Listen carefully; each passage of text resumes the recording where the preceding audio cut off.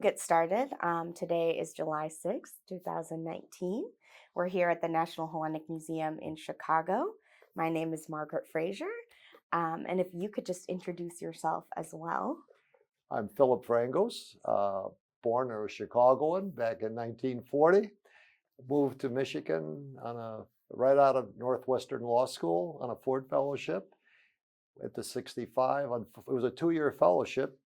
Unfortunately or fortunately, I have a tendency to procrastinate. And lo and behold, here we are now in 2019, still living in Michigan. So tell me a little bit more about growing up in Chicago, about your parents and family. I was born at Ravenswood Hospital, which no longer exists, up on Wilson Avenue. I was baptized at St. Andrew's up on the old church, the original church, which was 2 blocks west of the current location. Oh, The old church was at Winthrop in Hollywood. That parish was established in 1923. They had the people that the original parish council, if you will, bought it. It was a Masonic temple, and the new church was built in 1955. I was an altar boy, and they closed Hollywood Avenue, and I led the procession with the cross at the time. My baptism was the first sacrament by Father Kokinakis. It was his first sacrament, and he later became Archbishop of England. Not necessarily cause and effect, but just a little bit but of probably. historical, right? As I said, I grew up not too far from the church. The area was called Edgewater. I don't know, Sun High School, which is up on Ridge, Yeah, Clark and Glenwood. That's where I went to high school. Of course, we went to St. Andrews, and then I went on to Northwestern University, where I got my bachelor's degree at the College of Arts and Sciences. Graduated from there in 61, did 1 year additional studies, and then went to Northwestern Law School, and I graduated from there in 65. And then I went on to Michigan. My dad and my uncles, my Tio Thodoro, my Tio Cristo, and my father, Temistokli, were the 3 eldest siblings of a family of about 12 in Greece, of which the majority that remained in the Patrida were girls. My papu, they were in the town of Mandra, which as you went from Athens to Elefsina, this is all in Attica, and as you went to Elefsina, that was where in Elefsina were the rites, the temple to the goddess Dimitra. And to this day, the roadway between Athens and Elefsina is the Iera Olos. They would go out, the Athenians would go out in the spring and pray to Dimitra, who was the goddess of fertility and agriculture, and then they would go out in the fall. Well, Mandra is the next town over. And in fact, it was at the junction at that time, before they built all these big highways, where the road north went through Mandra and on up to Livadia and eventually Thessaloniki, and the other road went to Megara and on to Corinth and then into the Peloponnesus. So Papu was blind. It was necessary for the 3 boys to come over here. They came through Ellis Island. My dad was the last of the 3. He was 14 years old. He came over in 1907. He'd been kicked in the head back in Greece by a mule, and he was blind in one eye. And when he came through Ellis Island during the course of the trip, his other eye got infected. And they kept him on Ellis Island for 1 week, and they were about ready to send him back. And he told the story how he would look out the window and he could see the Statue of Liberty. And he said, am I going to be denied to come into this country? But it cleared up, and he was in Trenton, New Jersey. There was a sponsor, and did one of those things, shine shoes and so forth. And all the money was either being kept by the sponsor, and then some of it, he said, like, hey kid, here's 50 cents. He said, before the coin hit my head, the sponsor had gotten the coin. And it was the classic story. The boys never slept on a cool pallet. They took turns. He did that for 2 years. And then he went out, the dream of the Greek to be an entrepreneur. Mm-hmm. He went out. Oh, by the way, he had a 5th grade education. Wow. And his teachers in Greece had told my papu, don't send the boy. He's very smart. can go to university someday. He would be the first. Papu said, no, necessity dictated it. So he went down to the local fruit market, that they sell wholesale or whatever it is. He got some crates, and he put the crates together between two buildings and got his fruit. And unfortunately, location, and all the fruit rotted on him. And he took off. It was the only debt in his life that he never repaid. And he went west, he went to Kansas City, and he went on down wound up in Phoenix. And this was 1909, 1910. And he tells a story at that time, Arizona was still a territory. Mm-hmm. It was 2 years before it became a state.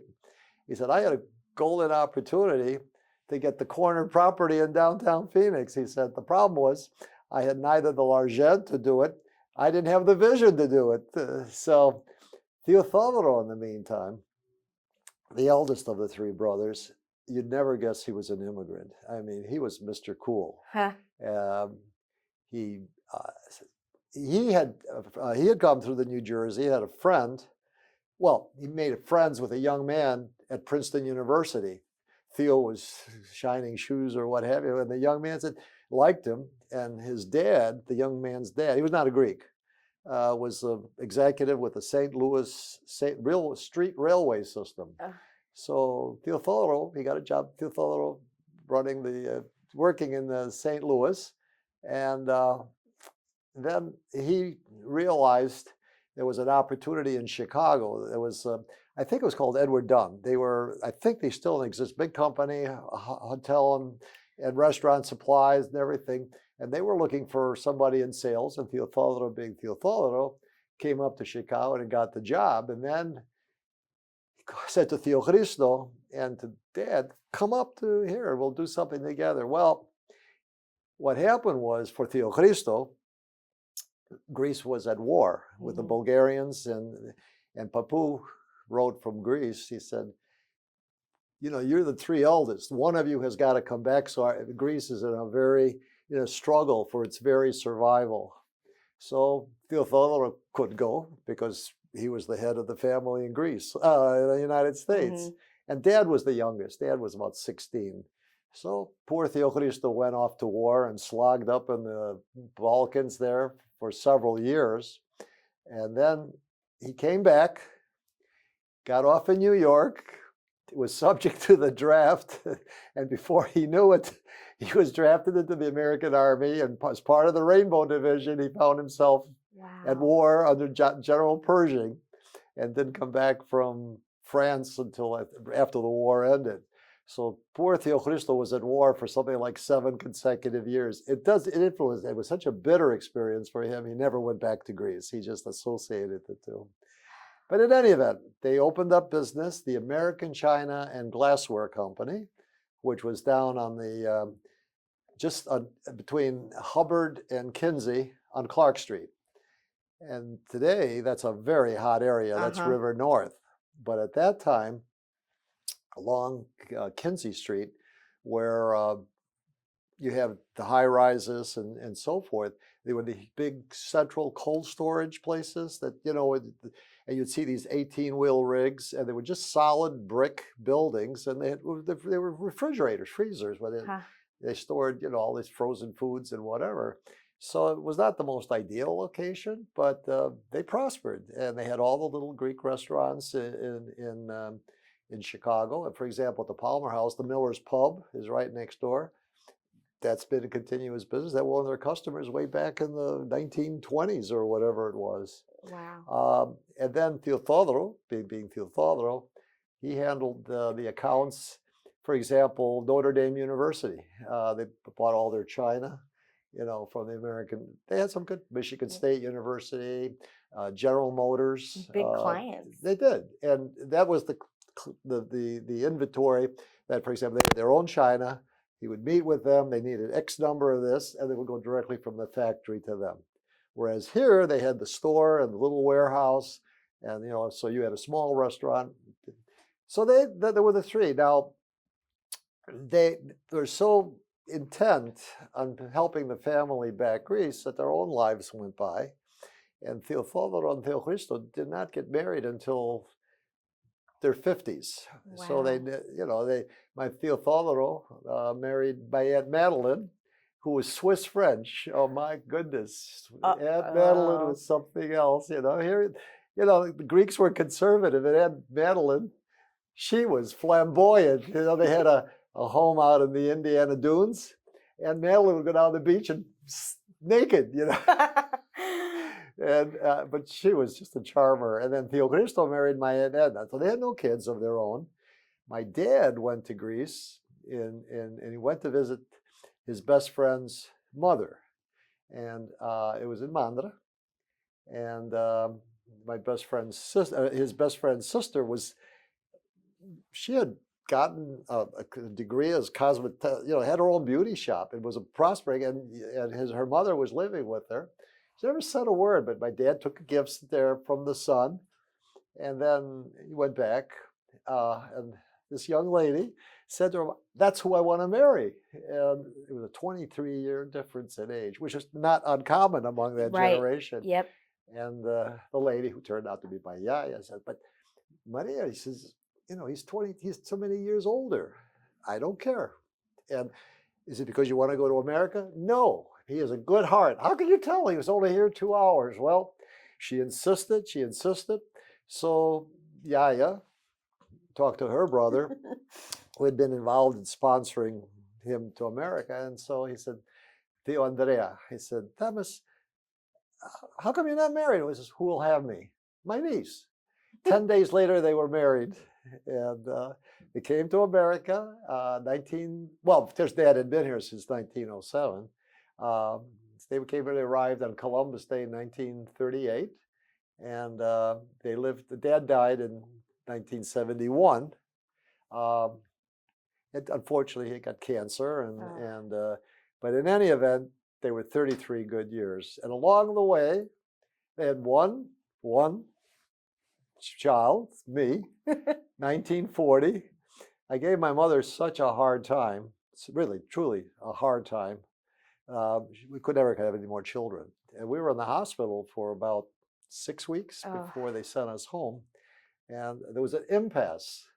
What was I to be named? My dad wanted to name me Panayoti after Papu, the Greek. My mother, because Theophoro had shown her such philoxenia, wanted to name me Theodoro. And the impasse continued. And the day was soon arriving when they were going to go home. We were going to go home. And the doctor, not a Greek, Dr. Arthur Valentine Berquist, who delivered me, took out my tonsils 4 years later, doctors did everything in those days. He was a wonderful man. Somehow he communicated to my mother, "You can't go home and have the baby called Baby Frangos the rest of his life. You got to give him a name."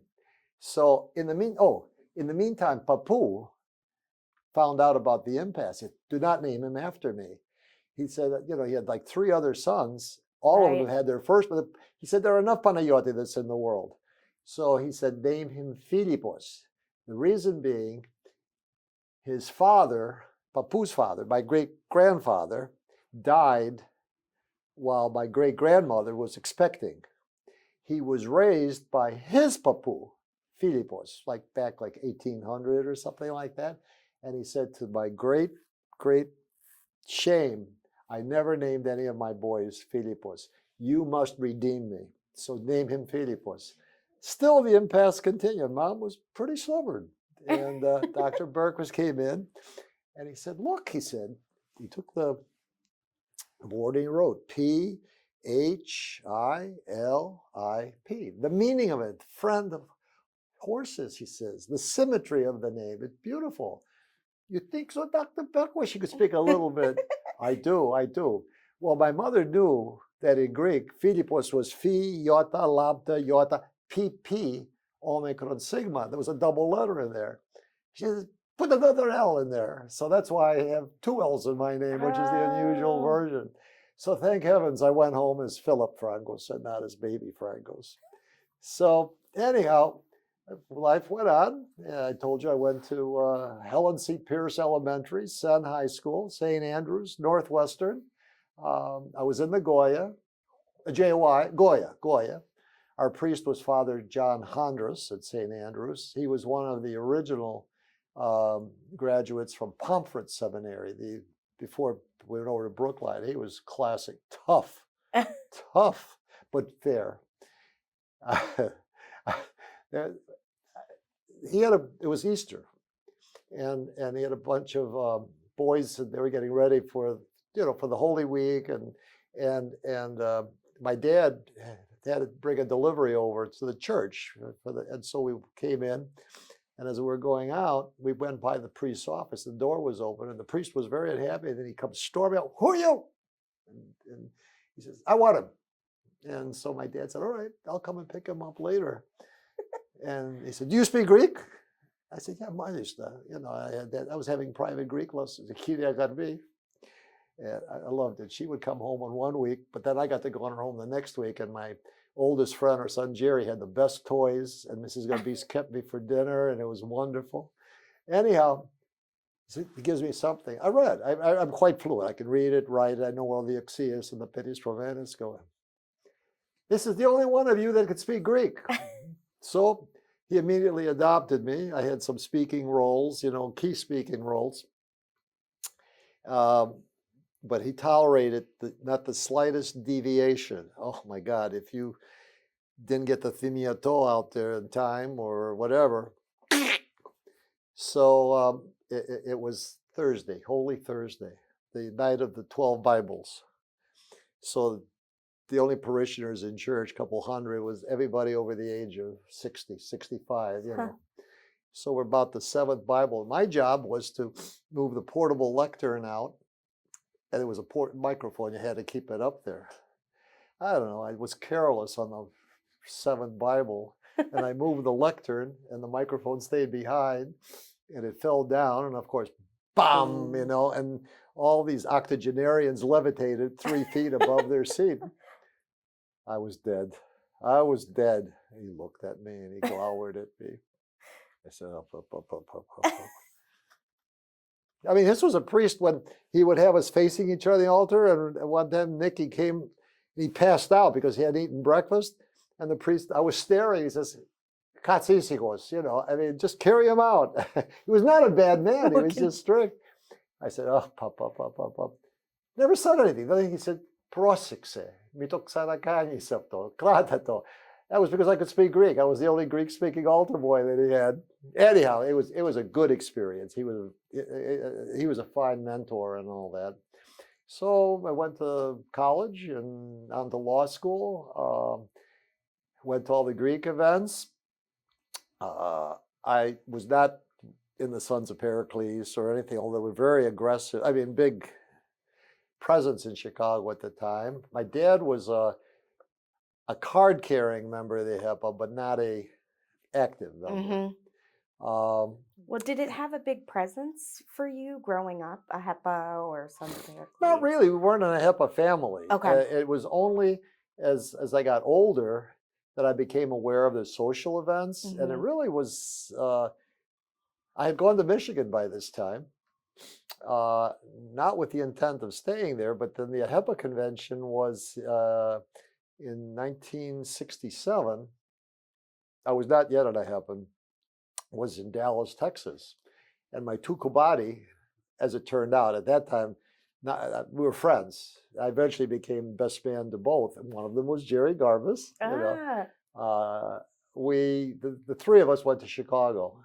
And it was more for a social experience. It was, we had all been told by our parents, you got to marry, you should marry Greek and all that. I, being in Lansing, was not that large of a, we just went to have a good time. And we really, really enjoyed it. As I said, it was the social experience. In the meantime, when I became a parent, we came back from Dallas, and we went out to the Assumption Church. There was a festival out there. My Jerry Garbus had been engaged to a girl down on the south side, and it kind of fell apart. So we went to the Assumption, and he was talking to some girl and spent a lot of time. I talked to John. I said, "Why is Jerry? He's going to repeat his experience again, or what?" At that time, St. Andrews had lost its Goya, so they were going to St. Demetrius, Okay.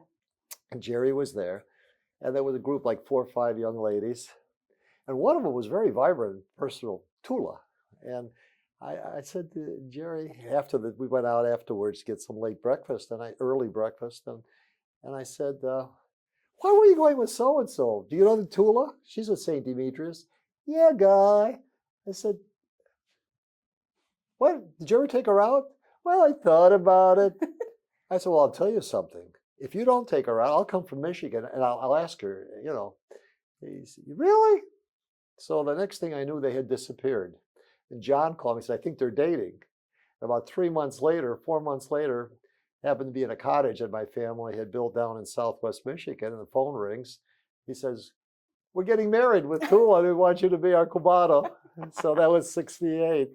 So I was a matchmaker, in Yeah. that respect. So I said, "Tula, I got to marry somebody just like you." Well, 11 years later, I met my Tula at a HEPA dance in Philadelphia. And this year we're celebrating our 40th wedding Oh, anniversary. congratulations. But anyhow, so what I had enjoyed the experience of the HEPA and got some of what they were doing, that there were more than the social aspects of it and the issues. And I didn't attend all the meetings, but some of it came in by osmosis. And I was asked to join the HEPA, and it was initiated in January of 1968. And I liked what they were doing in Lansing. The history, what had happened in Lansing was it was indicative of much of what happened with the HEPA and the church, the relationship. I don't know if you're aware, you must be, that both in 2022, HEPA is going to be with centennial, 100th, but it's also the centennial of the incorporation of the Archdiocese. Right.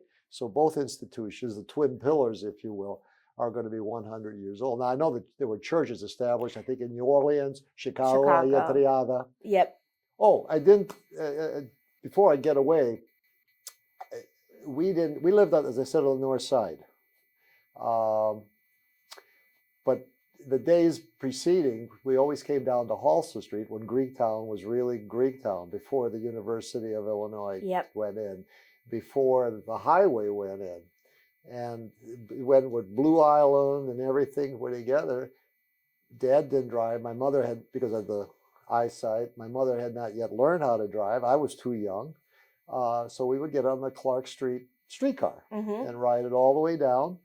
And then we would wind up and get our supplies. And of course, in those days, you had the grocery stores in front, and then behind you had the restaurants with the checkered tablecloth, and we had the best paidaikia and the patatas, and the Greek salad. You didn't have all the other stuff, but it was just, and then we'd laden with supplies, we'd get back on the streetcar and we would go north, and it was quite the experience.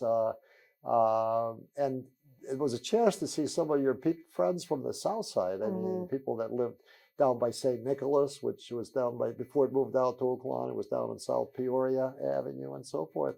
So it was a great experience. I mean, we just made Easter, the whole experience, much more comprehensive in terms of the celebration of it and the experiencing of it. Anyhow, so now I'm back up in Michigan. I continued to come weekly to Chicago. I mean, it was, my parents wanted me to get married, and it was a small community. But what I started to say before was the closeness. Our chapter was a Wolverine chapter, and it was founded in May of 1927. The chapters are numbered in the order in which they were founded. Ours was chapter 142, so HEPA was 5 years old by that time. And if you look at the numbers of Flint and Grand Rapids and one of the Detroit chapters, they're serially numbered. And because they were numbered in the order. And what happened was, Chibitis, who was one of the titans of HEPA, went through and went to Flint and Detroit, and then Flint, and then Lansing, and then Grand Rapids. And so our chapter was founded, and their first order of business was to work to bring a church together. They worked on it for 10 years because it was not that easy. They did have a storefront. One of the members went to Greece and became a priest. And he came back, and with him coming back, then they were able to get the charter to open the church. And the first parish council were the same people that had founded the AHEPA chapter, with the original charter members.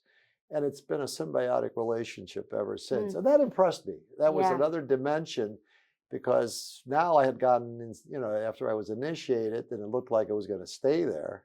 By 1970, I was on the parish council, became president a couple years later. We started the first festival there. They said, we can't do it. We're too small. I can say, best we can. And, you're from Chicago, I said, well, Ann Arbor does it. Why can't we do it? And we did it. And it just, but everything was, we were working for the church, but then we had other deeds. And AHEPA was a very fulfilling experience. And as I said, it was in tandem with the experience of being with the church. Our priest was a member of the AHEPA. And in 1970, our church was consecrated 3 years after it was built. It was a very, very efficient, very effective community. I mean, that's pretty quick. They were good. They were really good. And His Eminence Archbishop Yakos of blessed memory, he didn't come. We asked him to come, but coming to Lansing and all that, finally he did come. And he came in on a Friday. I didn't go with them, but they picked him up in Detroit. But I was assigned to be the liaison because I was the only bachelor on the parish council. So you got all the time, kid. So we did a very good job. I was in government by that time. My fellowship was a Ford Foundation program intended to get young lawyers involved in state government. At that time, it was perceived that the weak link of our triumvirate, if you will, were the states. And so the Ford Foundation went to the states and said, you match it, we'll give you a grant. They had it in Illinois, but when I graduated from Northwestern, it was the legislature here met biannually. And so that was the off year. And I had a connection with Michigan. We had the cottage down there. So I went and I enjoyed it. And it turned in, well, it was a 40-year career. I eventually retired as the chief executive officer of the Michigan Department of State, but that's another story. In any event, so the Archbishop did come out, and because I had some connections, the first thing I did, when they arrived, I knew all the Capitol reporters for all the newspapers in the state. So we had a press conference. There were like about 30 reporters, the Detroit Free Press, the Detroit News, the Booth papers, everybody. He liked that. He really liked that. He was dynamic and articulate. And then I had worked with Father John, and we got he wanted always to have a session with young people. And from Muskegon and Grand Rapids and Detroit and Flint, we had 200 youngsters on Saturday morning that we assembled, and he spoke to them and related to them. And I mean, it was a wonderful experience. We had a Vesper service on Saturday night, I remember, and then Sunday was the actual consecration. And Presbytera Poulos was also from Chicago, and she and I had bonded together. And her job was, she had learned that the Archbishop wanted fresh orange juice. So she came in, she squeezed the oranges. She had about a gallon of fresh orange juice for the Archbishop. In any event, they went through the service, and then came, they closed the church, and they have the exorcism, I guess, for want of a better term. And then he turned to us and he said, well, who's going to be your sponsor?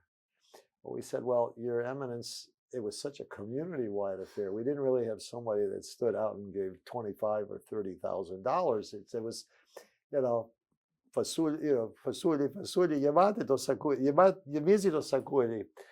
Oh, I like that. He says, bring me the children of the parish. And we had a little girl who was 7 years old who had leukemia, and she eventually died.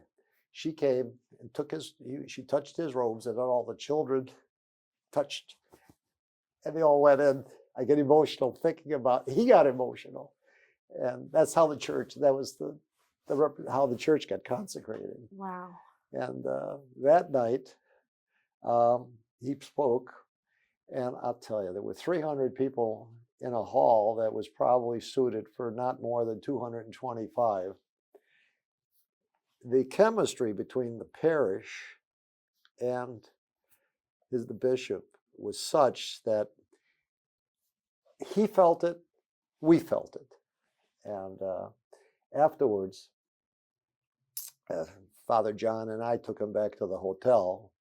He didn't let us go till 3 o'clock in the morning, 3:30. And we were leaving for Detroit to take him back the next day. I drove. And no, he was so high, as were we. So the next morning, Father John and I, and then the bishop from Detroit had come. It was Yaakov, as we call him, Little Jake. He became Metropolitan here eventually. Yep. And then Bishop Phillip Frangos had come with the Archbishop. So it was the rental Cadillac that we had. And so I drove it. And the Archbishop sat in front with me. And then the priest and the two bishops were in the back, seeing away. So the Archbishop, was wide awake. Oh, my job was, I always got, every morning during the 3 days he was there, I was getting the New York Times, the Wall Street Journal, the Detroit Free Press, the Detroit News, the Chicago Tribune, and I would take the papers that he would have. So we were driving. He says, "Is this your car?" I said, "No, Your Eminence. My boy, someday you will have one like that." I never got a Cadillac, but I got a Volvo. Anyhow, we drove to Detroit, and it was a nice long conversation. He was a very, contrary to the appearances, he was a very warm, warm individual. It was one of the nicest, most memorable experiences, that hour and a half that I spent with him in the car.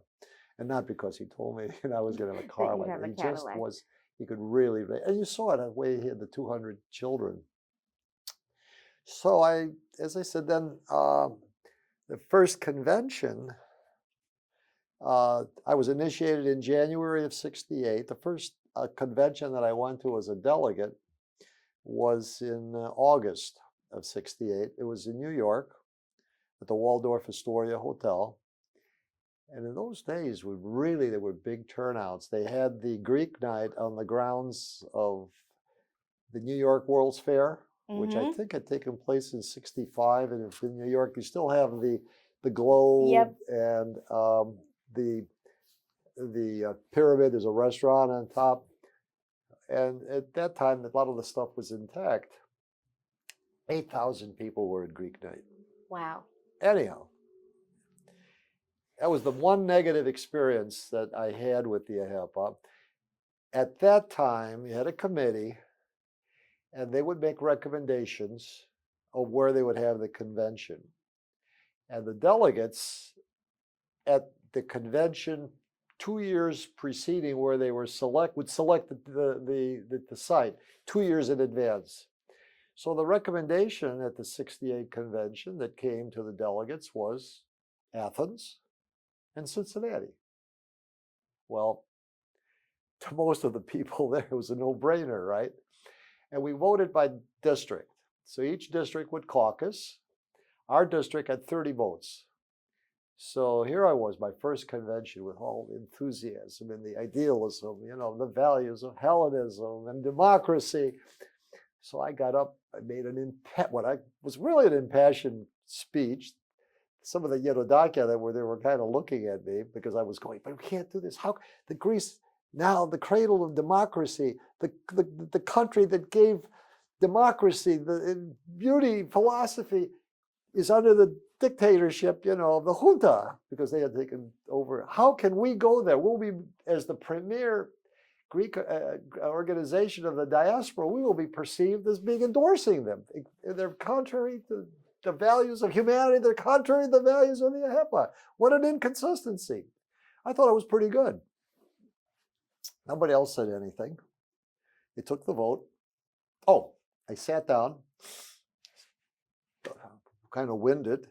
and old Mr. Tesseras, he was about 85 years old, and he was from my a delegate from my chapter.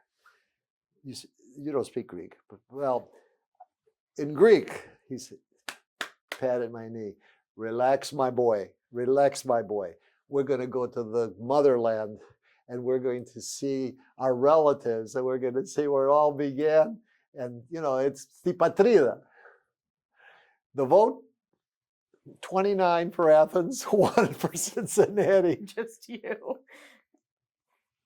And that was a mistake. That was really, shall we stop? I think it's okay. I think we're good. That was a mistake because, in fact, we were treated royally. We were treated royally, and everybody had a good time, but it really sent a wrong message. I think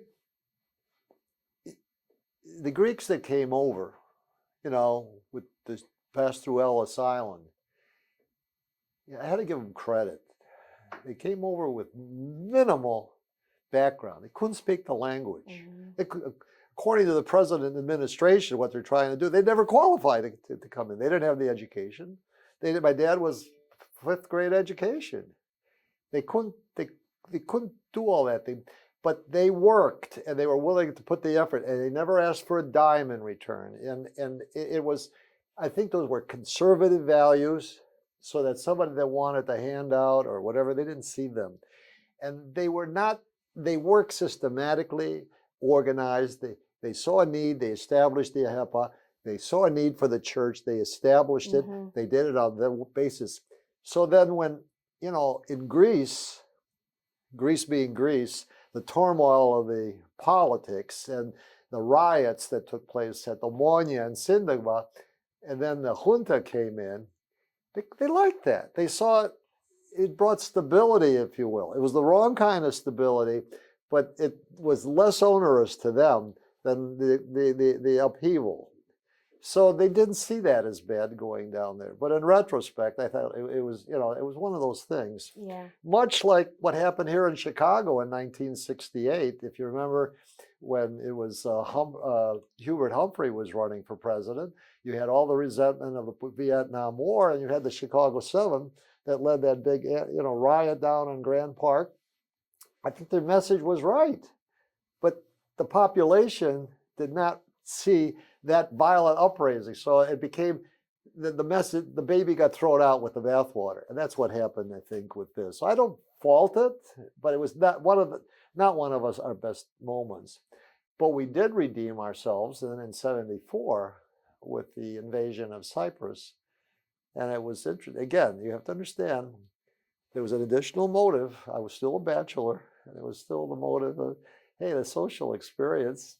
Cop with them. Somewhere I'll find, lightning will strike. And anyhow, I was in Boston, and I drove my car there, and I had it loaded with, Kennedy had died 11 years before. But remember, he always had fresh shirts and fresh clothing and everything. I said, I got to be cool. I had like about 9 suits. No, for a 7-day convention, 11 shirts, because if I perspired, I had to change.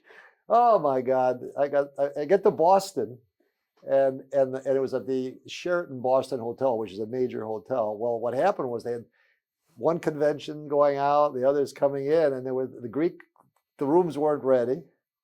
And the Greeks had been waiting. Some of the Greeks had gotten there on Saturday, and they were waiting in the lobby all that time. When I got there was not a bellman available, so I had to carry all my suitcases up to. Fortunately, I got in because I had paid a little more to get a room up in the tower. Anyhow, so we 2 days after we got there, Cyprus was invaded by the Turks. All the social events were canceled. We started waving the flag and all that. I was running around. Oh my God, we got to do this. We got to do that. I mean, I'll dare them and everything. And I remember old Tom Heos from Flint. Sit down. But Mr. Heos, sit down. You know why we're losing this? Because we're a small number. And you are contributing to that. with your fussiness, he said, and your inability to get married, you are the cork in the bottle. We got our priorities right. Well, the cork, I guess, remained in the bottle for a few more years. But anyhow, we went back and we were charged. We were running full-page ads, and it was a concerted campaign. The message was put out. I, at this time, was now working for the Secretary of State. It was an elected, I was his legal counsel. And using his contacts, we raised, it was about $25,000 Wow. to do the ads. At that time, Toledo, we were District 10, which was Michigan, but at that time, Toledo was also part of our district. So I had to go to the chapters to raise the money. And I remember I had Detroit Alpha was the mother lodge. And, you know, they gave me like $3,000. And then I went down, it was a rivalry. IHEPA politics. Toledo was New Horizons. Detroit was IHEPA first.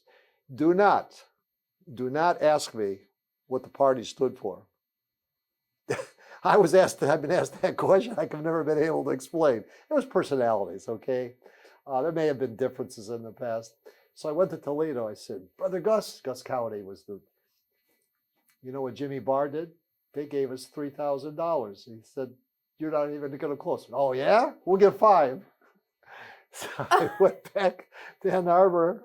Jimmy said, those guys didn't give you anything. No, actually, they gave me 5. We'll give you 7. Those 2 chapters almost alone got me up to the 25,000 that I needed. So and then what happened was, because my boss had all the political contacts and newspaper people, by going one day different than the day everybody else put it in, we were able to get the widest circulation because it was the day of the week, the coupons were in and everything.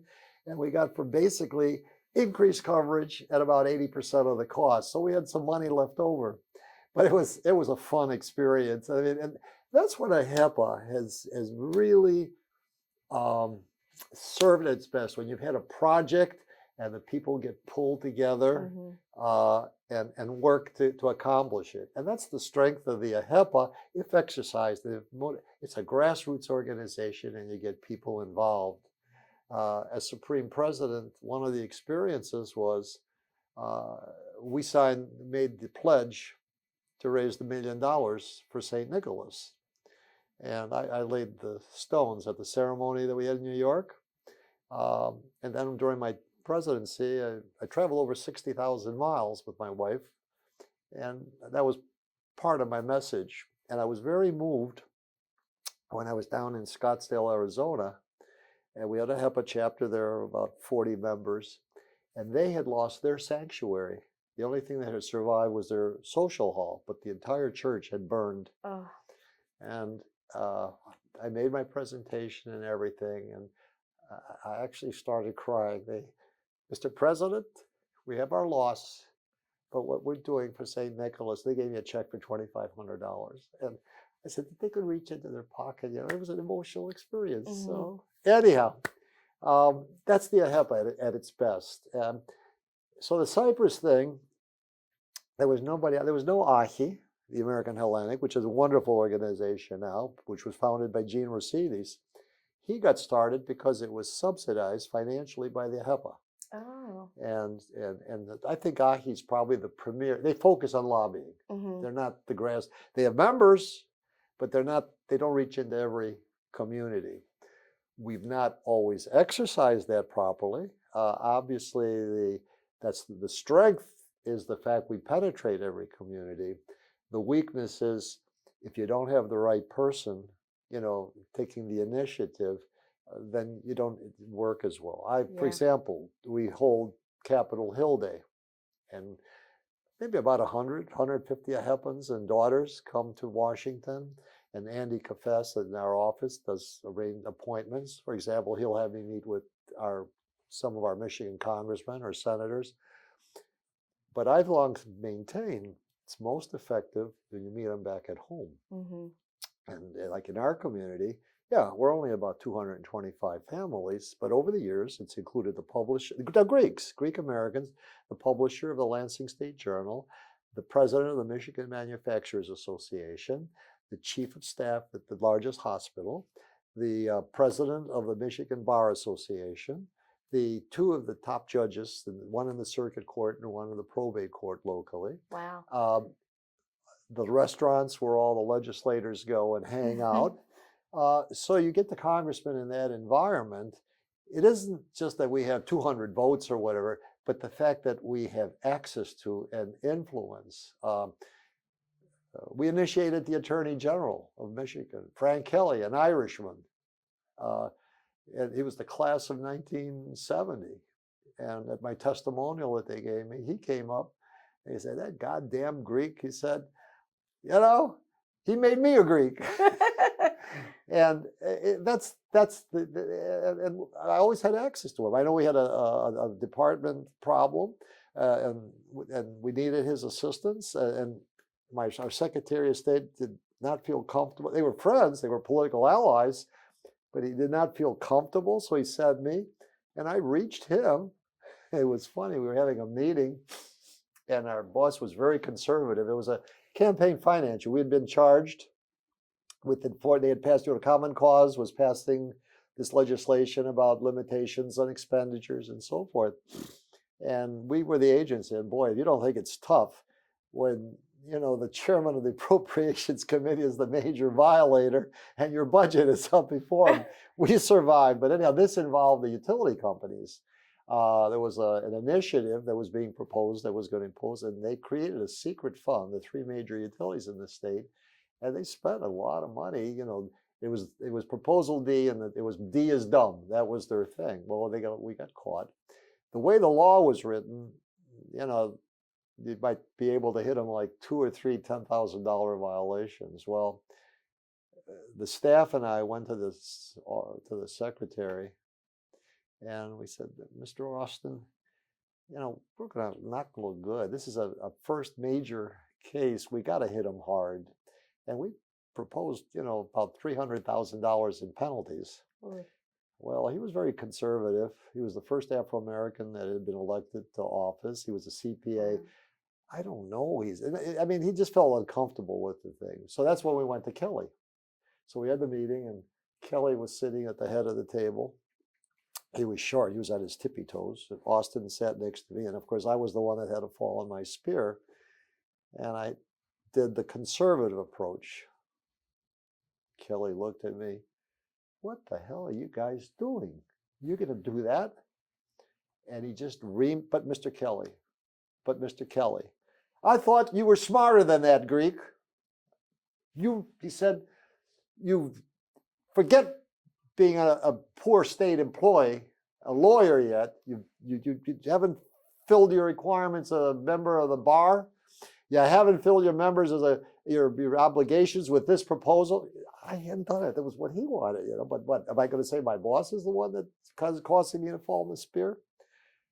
He says, and you haven't fulfilled your duties as an happen. Because remember, he was a member. Well, at least I paid my dues. Whoa. I was the chapter secretary. And I had just gone over the records, and I saw, he had paid. What are you talking about? I got him completely offline.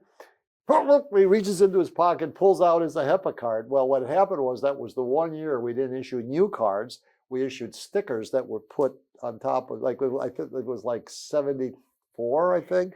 And there was a sticker that went over it which said 75. And I pulled out my card. Whoa! He jumps out, his poor, long-suffering secretary. Pat! Didn't we pay my HEPA dues? No, Mr. Kelly, I was waiting for you to. So he's outside writing a check and everything. So my boss leans over and he says, I'm so sorry. I'm that you had to take that hand. Tell him what you guys wanted to do. So Kelly comes in now. And he's kind of quieting down. So, Mr. Kelly, let me say this. That really wasn't our first choice, but we felt that it would not fly by you because we have a proposal that we felt stretched it, and we did not know if it would survive your scrutiny. And if we got into court with it, you'd have to defend it. What is it? So I told him, damn, you should have said that from the beginning. So he told his staff, follow up with them. That's the one we're going to do. So that night, it happened to be the state of the state. I didn't go, but his deputy, who was a friend of mine, was there and with Kelly. And he said, Kelly said, you know what happened today in the office? He said, that Greek was covering up for his boss. He said, Austin didn't have the guts to do it. He said, but then that Greek, he didn't fool me.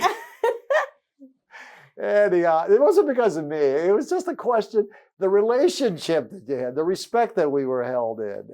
Yeah. He never ate anywhere but in the Greek restaurant. I Mhm. mean, that was his hangout. He came to chapter, and to this day, he was Attorney General for 30 some years. He's been retired for about 15 years. He's in his mid 90s. He comes to all our meetings. He comes to all our events. He came to my testimonial. He still goes to the Greek restaurants. And that's all because of the HEPA relationship. And that's where the strength of it is. So, like I said, we had the events of 74. That was a thing. And we continued. I personally got moved up in the district. Then my first national position was as as secretary of the San Francisco Convention in 79.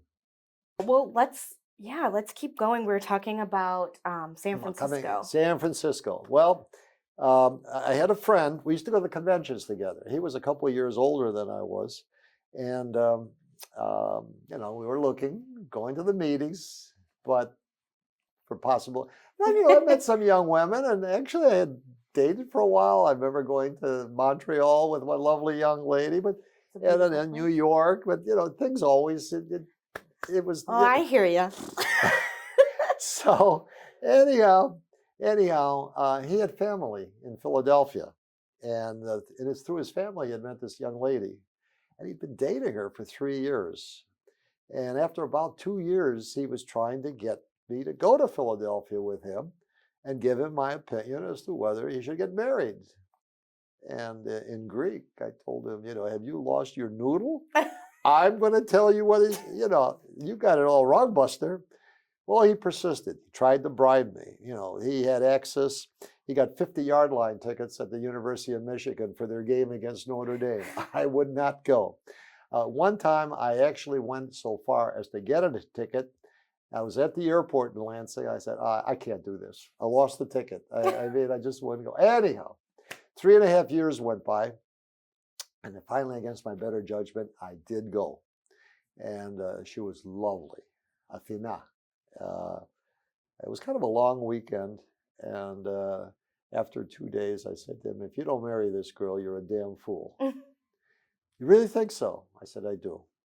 Well, that night, there was a big HEPA dance at the old Sheraton Hotel in downtown Philadelphia, where the Comcast building is now.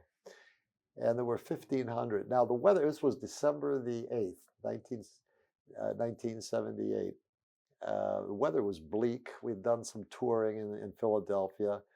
I said, why in heaven's name did I come? I sure could have been back home. The weather's not nice and all that. But I went. And it was a very nice affair. Some of the gals were wearing long dresses or cocktail dresses. It was a dress-up affair. I was wearing a 3-piece suit, horn-rimmed glasses. Well, something happened and he had to leave. He said, I'm going to be gone for an hour. Stay with Athena. I said, okay. So we talked, and then we started dancing. And the ballroom was like the ballroom here at the Palmer House. It was about that size of a dance floor. Something like these 3 long chains were doing simultaneously. So I'm with Athena, and I saw this lovely young woman on the other side wearing a white silk blouse and a black skirt. Everybody else had the fancy dresses, but she stood out like who is that? Tula Kakis. Tula, remember? You're Tula. She said, what does she do?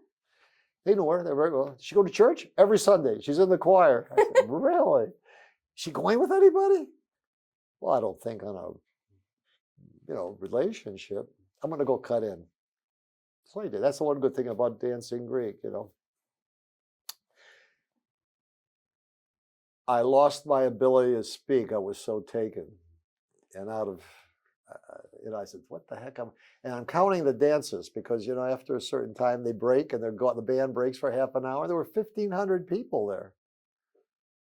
Anyhow, my hands started twitching.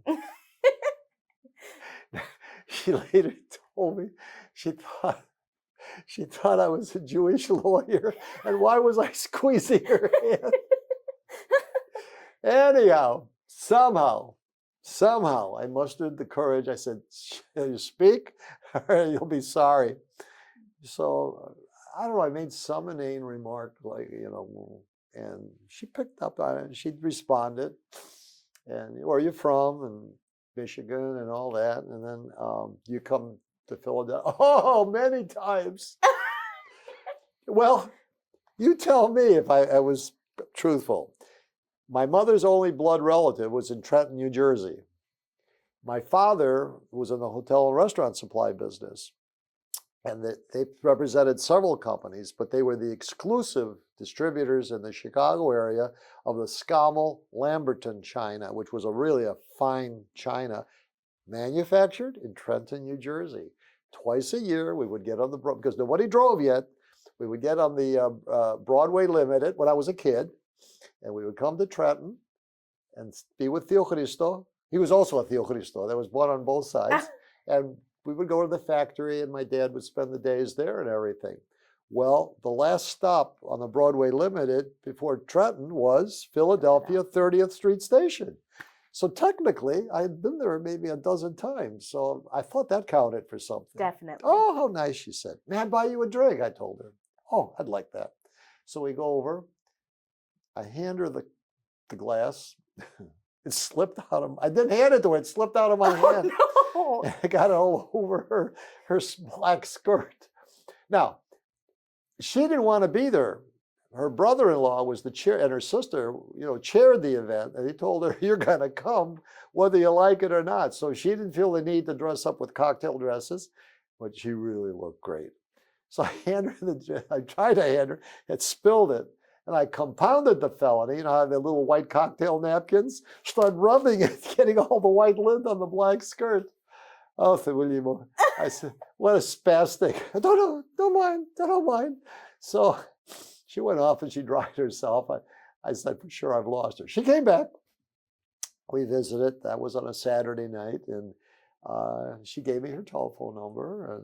And I went home on Sunday. And I said, on Monday, I said, I got to call her. And I arranged that I got to see her again. This was December the 8th.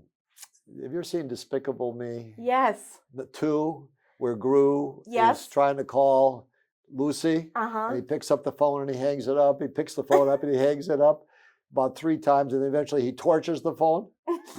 I didn't torch the phone, but I picked it up and hung it up. She's going to say no. She's going to say no, after what I did to her. But then I said, if I don't pick it up, in fact, I'm getting a no. So I said, I'll come hell or high water, I'm going to do it. Well, one problem I have with the way young people meet today, through the computers and everything, maybe you're exchanging ideas, but what you're missing is the body language, the expressions. That's so important for the full picture. When I'd seen her, but she's Philadelphia now, very reserved. Oh, yeah. Very calm. Is she from the main line? Hello, main line. Hello. Hi, this is Phillip Frangos. Oh, yes, and how are you? So some chit chat, and finally I said, I so much enjoyed meeting with you. I was able to, I find after this a little bit of changing my schedule around, I would be able to come out. And I had already talked to my buddy that had been the 3.5 years in Philadelphia and gotten the name of a really nice restaurant. I said, Helen Siegel Wilson I knew it was not too far from where she lived. Oh, she says, I said, she's going to say no. She's going to say no. This is where I torched the phone. I'd like that very much. So I went. She enjoyed the experience. We had a lovely evening. The next night, Saturday, we did something. And then Sunday, I came back home. Now, that was around the 15th. I went again one more week. There was a bit before Christmas. They had this big Hellenic university, and they had Dukakis was the speaker at the Union Club, and we had a lovely evening. And then on New Year's, I went out and it was at the hotel. I used to stay at the Marriott. That's gone now, but and they had Lester Lannon, the society band, and they had the ballroom with 10 tops, 8 tops, 4 tops, and right where the hinge came together was a 2-top with the balloons on it. That's what we had, the 2 tops. We had a lovely, lovely evening. And a few weeks later, she came out to Michigan, and it was funny because it's not a big downtown. Mm-hmm. It's some nice shops, but I took her down one of the streets, pointed everything out, insisted that she look at everything, then went down the next street. Then we worked our way up on the opposite side of the street. She said, "Didn't we go by here before?" No, it's a different side. Well, it's a different things, I didn't. Anyhow, that was January. I was trying to go quite often, and Veterans Weekend or President's Day weekend, I went out, and she came out to the airport to pick me up. She was picking me up at the airport, and the first big wet snowflake came down just as I got into the car, and we hadn't gone a mile, and there was like 2 inches of snow, of wet snow on the ground. She says, "Oh my gosh," she said, the hotel where I stayed was about 3 miles from where she lived. "I'll tell you what," she says, "take me home and you keep the car, and then tomorrow when tomorrow came, there were like about 10 inches or 11 inches. And tomorrow night, by the time it was all over, there were 19 inches of snow on the ground." That's a lot. So I'm at 3 miles away. The main drag, they just started to clean it on Sunday. The secondary street that you had to go through didn't get done till Monday. And the hotel parking lot was done like Tuesday morning. Well, I called the office. I can't go back. Monday was a holiday, but I can't come back. I'm not even going to come back on Tuesday. I hope I'll get out of here on Wednesday. So finally, I was talking to her. I can hear the plows. They're coming, and everything. And I said, "I'll see you." So it was Tuesday night. I went over to the house and everything. I had her car, I went over there, and I said, "I can't take this anymore." I said, "Will you marry me?" "Yes, I will." "But why don't you, "But I will." I was listening with my mouth instead of my ears. That's only I realized. And we were engaged, and her sister had a nice party about a month later. And we were married on June the 3rd, on her birthday at St. George. And we just celebrated our 40th wedding anniversary. So it was, in the meantime, I said to my friend, "Sam, let's make it a double wedding." Yeah, did he marry Let's make it "I can't interfere with yours." I said, "Sam, make it a double wedding." No. They didn't. And he continued the relationship, and they didn't get married. And he's never married. He never could make the commitment. So anyhow, it was a very good trip. So that was 79, and the HEPA convention was in San Francisco, and they decided to give me a little national exposure to make me secretary. They said, "All you have to do, the party, whatever the heck that was, all you have to do is just sit up on the podium. We have a transcriptionist that we pay, but you pretend like you're taking notes and just look pretty." Got it. Well, it was interesting. That was one of the most acrimonious conventions. The vice president, who was from Philadelphia, Judge Lagakos, wanted to move up, and the party to which he belonged said no. They wanted Nick Smirnis from Indianapolis. And Lagakos was friends of my wife's family. I take my wife to a HEPA convention, and we're only married for 2 months in San Francisco. Anyhow, she and I had to be there. So Lagakos said, "I know you're here, with those guys, but I want you to vote for me. Who are you going to vote for?" I said, "Well, I don't think I have to say, ha, you're not going to vote for me. Let me tell you how close I'm to your family, and we've done this, and we've done that, and blah, blah, blah, blah, blah, blah, blah, blah."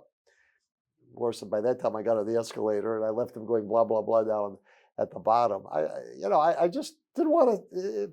As it turned out, Nick Smyrnas was probably one of the best supreme presidents that this fraternity has had in the last 40 years, myself included.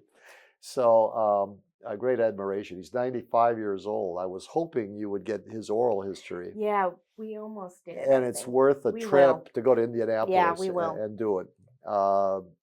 Sharp as a tack. Wow. Unfortunately, he lost his wife Joni earlier this year, and obviously that's had an effect. Yeah. But he was the founder of the Housing Corporation. The housing, which is our premier program, 92 over 6,000 apartments. Nick is just a great guy. He was my mentor, I said, in that respect. Anyhow, so the fight was within the one party. So they selected George Stratigos, who is as a former Supreme Counselor from the other party, to be the chairman of the convention. And he was from South Bend, Indiana. Great guy. I met him there. I did him. And the vice chairman was the president of Canada, Louis Yankou. Well, we all took our oath of office, and Louis did something to his arm. He never came to another meeting. So George was up there. Every ruling he made, they took exception to it. So every hour, come on, kid. He'd take me behind. I want to vent. I mean, he was treating me nice. He just had to talk to somebody. Well, this went on for like 3 days. So on the last day, it started. And there were maybe 8 people, all having point of order, point of information, point of personal privilege, all screaming for recognition. He turns to me, he says, kid, I want to vent. We go in the back. My boy, I'm sorry to do this to you. Here's the gavel. I'm out of here. Now, the organization operates not under Robert's rule, but under Demeter's rules. Oh. I had heard of it, but I was only supposed to look pretty. I never had worked with Demeter's rules.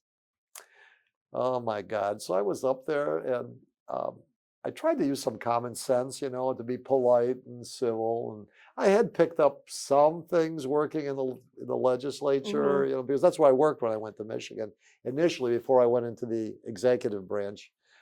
And one by one, I sat them down and they were still back and forth, but we got through it. That was my first exposure to the HIPAA politics. Well, Nick was elected president. Lagak was not happy, but we went home satisfied. Well, the next year they made me vice chairman in Washington. And then the following year I was chairman of the convention in Toronto. And that was both a chairmanship, and then Tula was pregnant with Themis. It's a big year. Yeah, it was a good year. It was a good year. And so I started my climb up. I eventually became Supreme Counselor for 2 years in 80. Well, I was back home. I had become district governor. Then I was Supreme Counselor for 2 years. There was some tough cases that were, people, one brother was very unhappy, went public and started accusing people of, members of it was one of those things, you violated your oath, do not speak evil of anyone.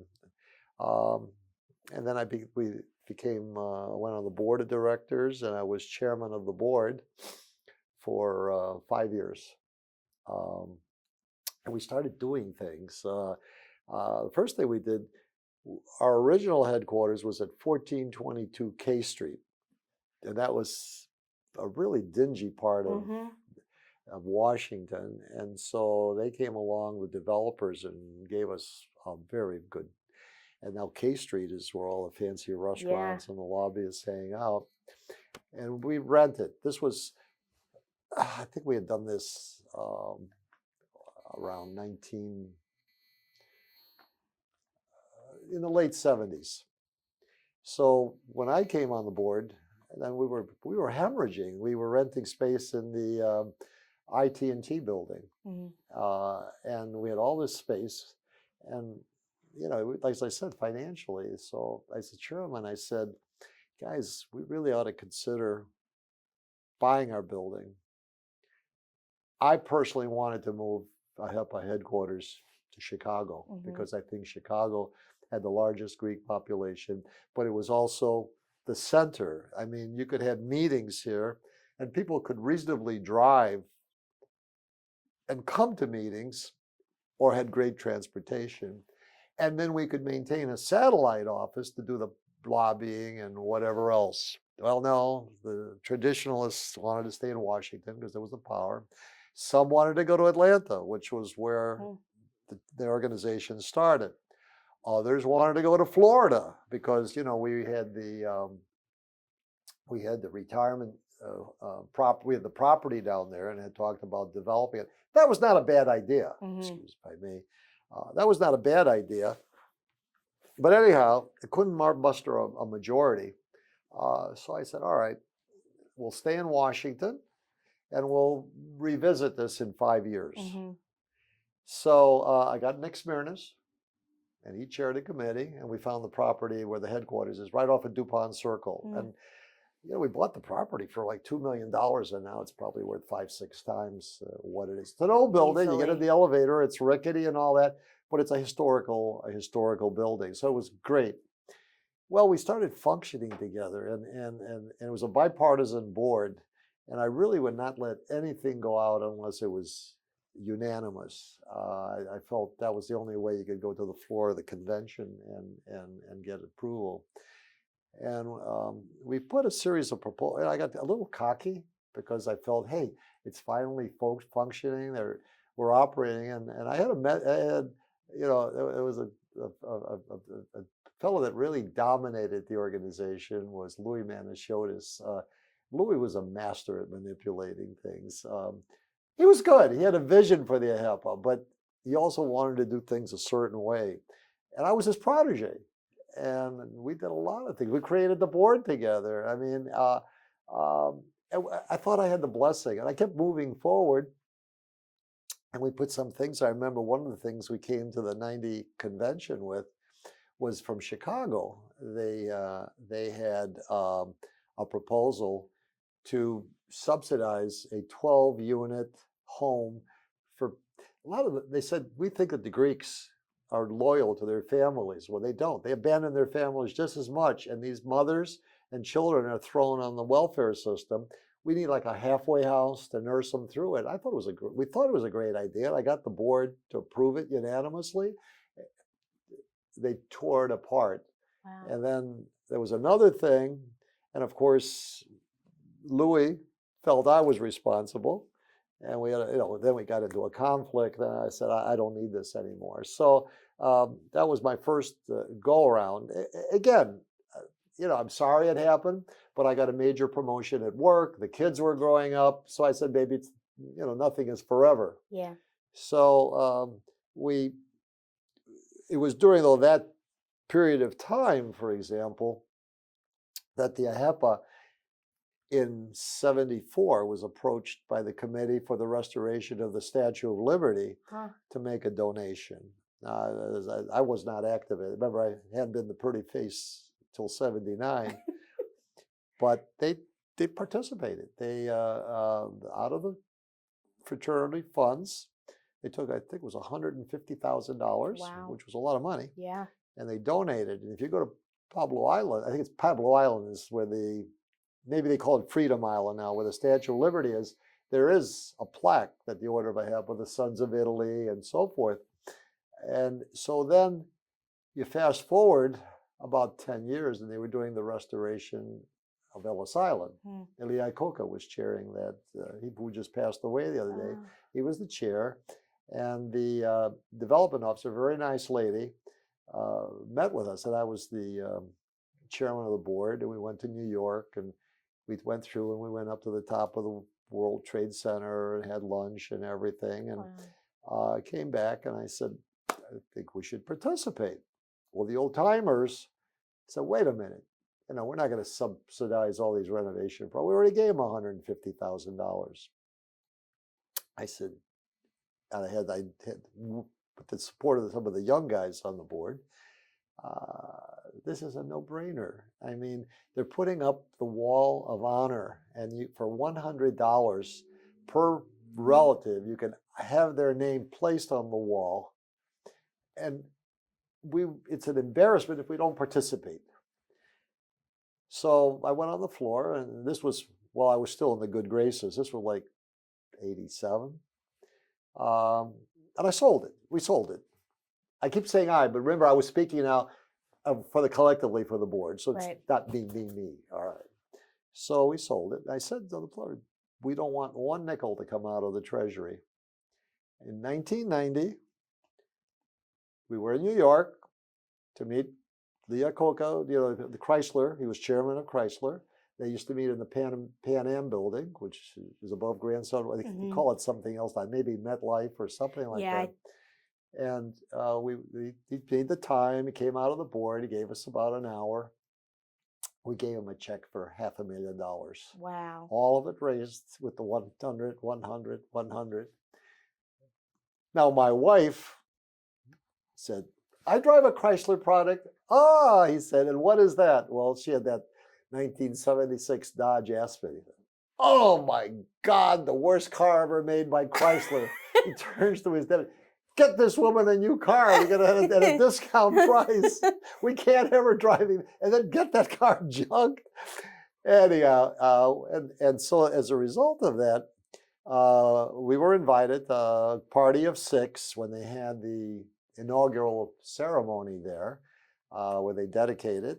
And the wall of honor was on the seawall that went around. It was copper. They had it covered, and they had 200 new people to swear in as citizens that day.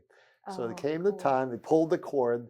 The thing fell off. The seawall was exposed, and 200 people became American citizens that day. And we were there privy to that.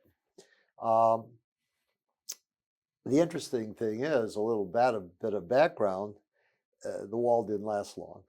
What happened? The gulls were coming in and making droppings, and the droppings corroded it. Oh, no. So they eventually had to get rid of it, and they did things vertically. They put a vertical. So anyhow, the gallery Passage to America, 1920 to 1924, is the AHIPA Gallery, and it's memorialized as such. The plaque is up there. I was quite moved. They gave us, as major sponsors, donors, we had one night that we had they provided the boats and everything, black tie affair. We had the evening on Ellis Island, and everybody walked through it. And it was a movie experience. I told you before, my father I think I mentioned, had spent a week there. Spent a week, yeah. And anyhow, what really moved me, the gallery, well, it was probably about 4 times the size of this room. In the center was a glass case, maybe about 2/3 the size of that credenza there, with glass on top, and then it was the model of a boat. It was the boat my father came to America. Which boat was it? The Aquitania. Aquitania, okay. So wow. Anyhow, it was a lovely, lovely evening. And so it was the things that the AHIPA could do. Yeah. I mean, the headquarters and so forth. Yeah, then we had the falling out. But the AHIPA progressed, and we've continued to do so. It must be neat seeing your son get involved, I'm sorry? too. It must be neat seeing your son get involved, too. Oh, it is. His first convention was as a 1-year-old in Chicago, 1983, which was the last convention in Chicago until this one. Of course, he stayed upstairs with Tula all the time. And she enjoyed going to conventions, notwithstanding the fact that we did the first one as part of our honeymoon. Oh, no. But she enjoyed it. In San Francisco, yeah. And but with the 1-year-old, it was difficult. But that was his first convention, and of course, it was funny. Themis was born in 1982, and the 82 convention was in Atlanta. It was the 60th birthday of the AHIPA. In Toronto, I mentioned before, I was the chairman of the convention. And it was great. We were doing fine. And there was a real interesting guy. He was a lawyer from Peoria, Illinois, Bill Belroy. And Belroy, I'll tell you, it was colorful, and outspoken. He had this you thought he was a Marines with a haircut and everything. He did not believe in the Orthodox Church. He believed in the pantheon of Mount Olympus. To him, the major figure was Athena and Zeus. Mm-hmm. So anyhow, we would have breaks. He always sat in front of the podium. Excuse me. So he liked me. We would take a break. Oh, your wife is pregnant and all that. And yeah, he says, it's a boy or girl? Well, we don't want to know. Oh, what are you going to name them? If it's a boy, I said, we're going to name him Themistocles after my daddy. Oh, how nice. You know the name, what the meaning? I said, oh, yeah, of course. I said, after Leonidas and the Spartans died at Thermopylae and the Persians moved down and Xerxes put his throne on the Acropolis to see the destruction of the Athenian fleet, commanded by Themistocles through good maneuvering. They went around, half the fleet went around Salamina and they destroyed. And of course, Persians had to leave because they were fearful that the Greeks would shut them off. I said, oh, you know all that. I said, yeah. And I told it to him in Greek, which he really respected. Everything went fine with Belroy. I had no problems with him until the very, very last motion or ruling that was made on some issue. I called him out of order. Uh-oh. My stock went from here down to here. And then we adjourned the convention. We finished. He came up to me and he was waving his finger at me. I'm going to destroy you. Don't think you'll ever participate in the AHEPA again. And I know everybody called him Uncle Pete. It was Pete Filvoto from my chapter. He was Mr. AHEPA, little man. He was a nice man. His wife had died very young. He had no children. He had kind of devoted himself to the church and to AHEPA. And he started crying. He said, why did he talk to you that way? I mean, what? He couldn't understand it. I mean, I said, don't worry, Uncle Pete. He was not an uncle, but everybody called him, don't worry, Uncle Pete. It'll pass. But he has such an influence. No, Uncle Pete, don't worry about it. So that was at the 81 convention. So now 82 rolls around. And Themis was born in January and the convention was in August. So we drive to Atlanta and it was at the Hyatt Regency and it was one of those open atriums, the class that, showed, and who's sitting in the lobby but Belroy. Uh-oh. And about 8 of his cohorts, Uh-oh. all similarly.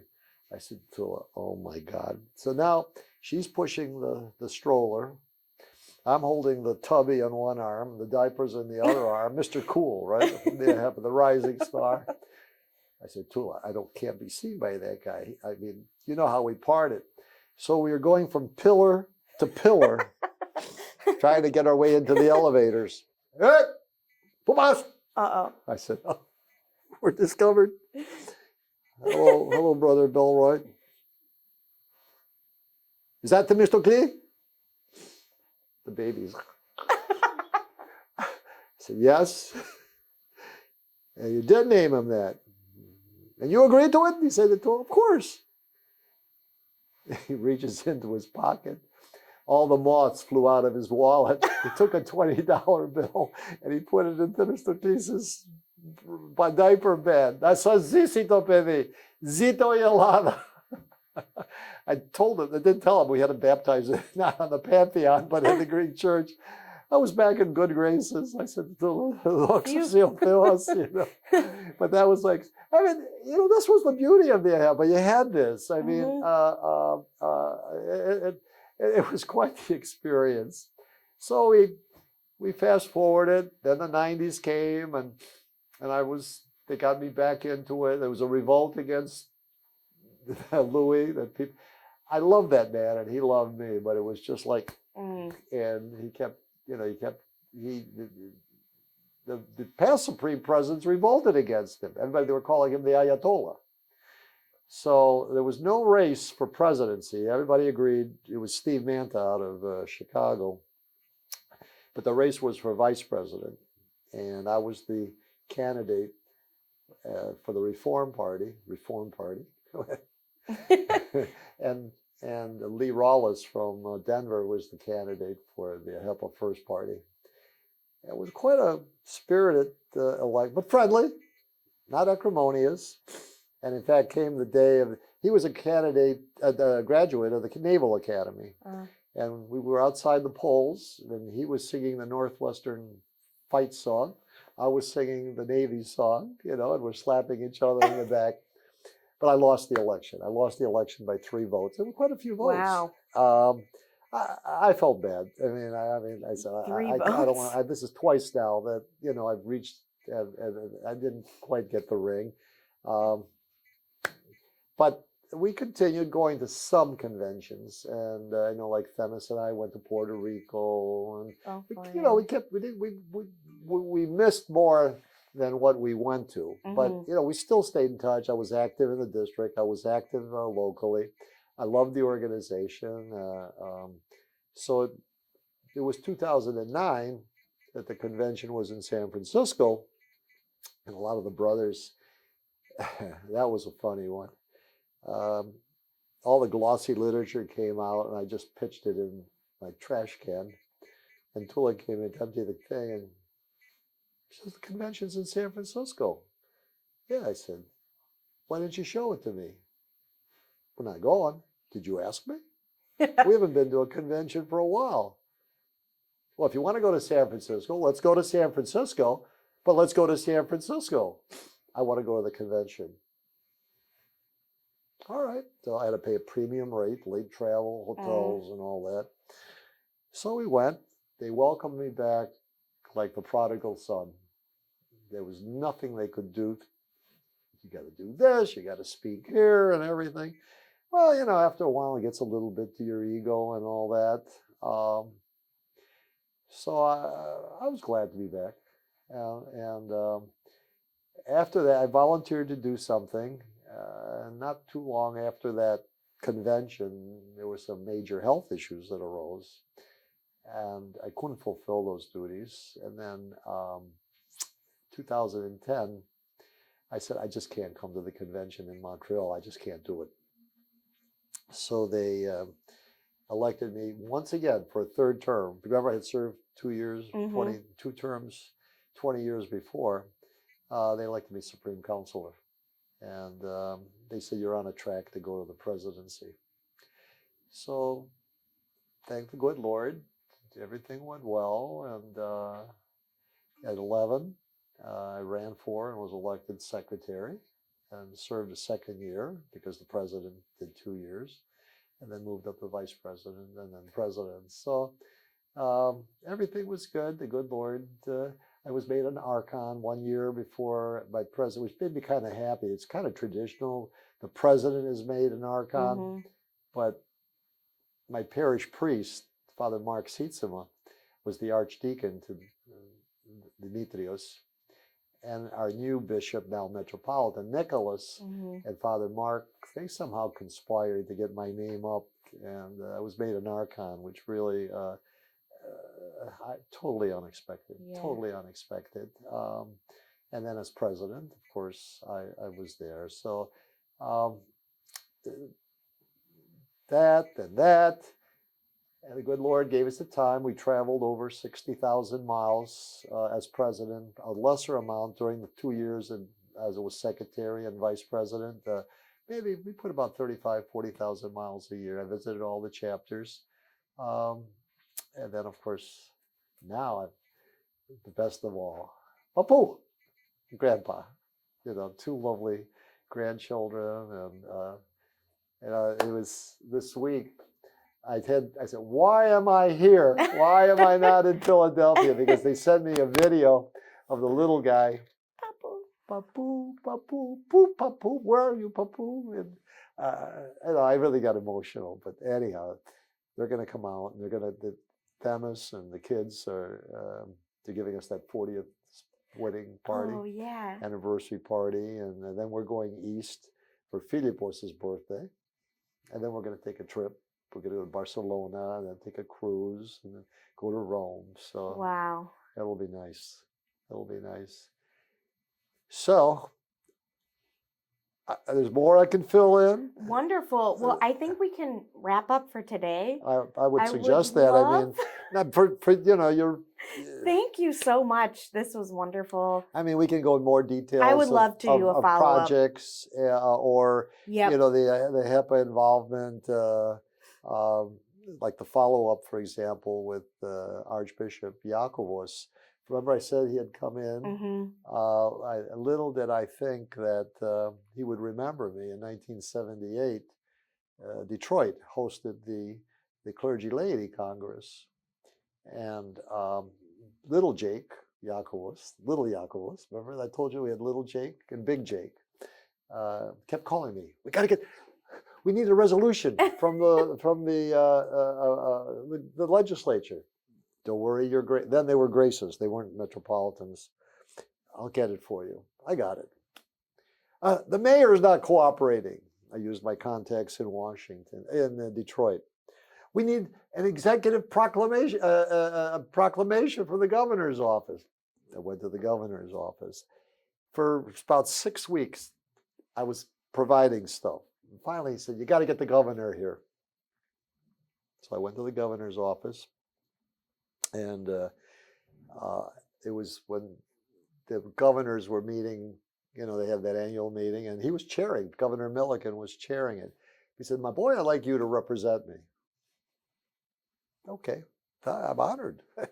So it was at the Renaissance Center, this big auditorium, like 3,000 people there and everything. So I walked in, the bishop was happy that I was there. They put me right next to on the opposite side of the lectern from where the archbishop would sit. Well, some Ukrainian metropolitan came, they moved me down one seat. A few minutes later, somebody else came, they moved me down another seat. The short of it was, within a space of about an hour and about 10 minutes before it was supposed to start, there were 10 seats. I was in the 10th seat, and then Father Bakopoulos, the chancellor, came, and off I went. They said, "Well, you can sit down in front." Oh, ego. I mean, I said, I got so upset. I just stormed out of there, and I was halfway to the garage, and I said, I don't need this. I don't need this at all. And then I stopped and I said, "Well, you're not here on your own behalf. You have an assignment. You're representing the governor. I got to fulfill that." So I turned back and I came in. I sat down sulking. And finally they called upon me to go up to the podium. I took my time. I made it like I was the king of England. They made me sit there. I made them wait, and I went up there and I made my remarks. It was the Renaissance Center had just been built, and they were trying the revival of Detroit, and we were extending hospitality. And I turned to the Archbishop, and I had learned on that drive to Detroit that he was a fervent Boston Red Sox fan.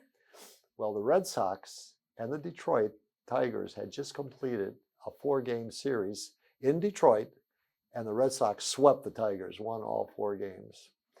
So I said, "And we welcome you all here, and for the philoxenia of the Greek community of the great state of Michigan and the city of Detroit is at your disposal." And we're decided, and he said, "And your eminence, in your honor, to show you the degree of philoxenia, the Detroit Tigers gave up 4 games to the Boston Red Sox."